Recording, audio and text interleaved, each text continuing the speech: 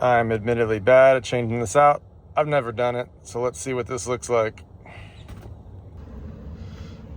First thing, open this, and right here you'll see there's a little tab. What you gotta do is push that back. So once you get that teeth over, it's just a little, this will open like this, and you can just unhook this, and it just sits right there. This little tab right here is how this comes out. So you just pinch these little guys, and then this door opens up and comes out.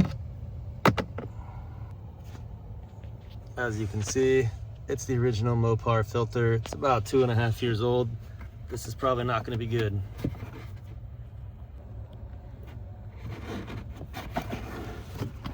Yep, as I thought. That is gross. That's what we've been breathing in. A lot of wheeling trips. Here is the comparison. Here's the one. Haven't changed out. There was literally a bug in it.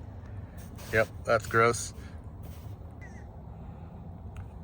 The arrows represent the airflow, so you want to make sure you just put them in the same way that they came, and that should be with the arrows facing down. And yes, I cheaped out and got this one because, you know, the Mopar one was expensive. But you can see there are arrows here, and that's the important part. You do kind of have to bend it to get it in there, but it will align and get in there perfectly. Again, make sure those arrows are facing down.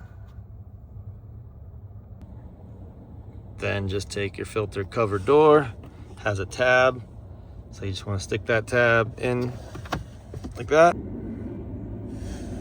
and should just click right on. There you go. And we'll just replace our glove box door. You can see these has tabs, so you just want to line these up. A little hard one-handed, there you go, and then boom, it'll just close like normal, and you're back to good normal.